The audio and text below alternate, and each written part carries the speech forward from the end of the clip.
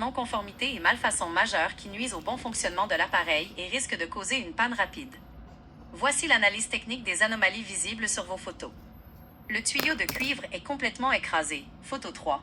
C'est le problème le plus critique. Le cuivre a été plié sans ressort ni cintreuse, juste après le raccord à l'unité intérieure.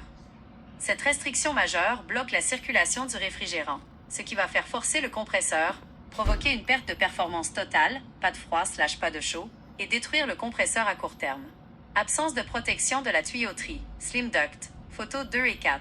La ligne de réfrigérant descend le long de la brique de façon complètement volante, sans aucune moulure rigide de protection. Le ruban isolant blanc commence déjà à se défaire. C'est esthétiquement inacceptable, et l'isolant va rapidement se dégrader sous l'effet des rayons UV et des intempéries. Raccordement électrique non protégé, photo 1. Le câble noir, souvent du fil de type capture/interconnexion, descend directement à nu dans l'unité sans connecteur étanche approprié, string relief, ni conduit de protection, DX liquide ou PVC, exposant les fils électriques aux éléments. Boucle de tuyauterie inadéquate, photo 4. Une boucle grossière a été laissée en plein milieu de la brique sans aucun support.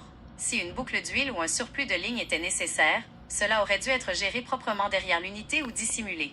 Raccord de service exposé, photo 1. L'isolation noire s'arrête bien avant les valves en laiton, laissant le cuivre à nu sur les derniers pouces.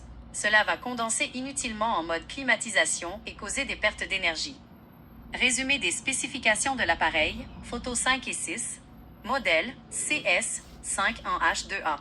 Capacité environ 18000 BTU/h. Consommation de 1,760 W en climatisation, 1,680 W en chauffage. Intensité d'environ 8A. Alimentation 220 V, 60 Hz.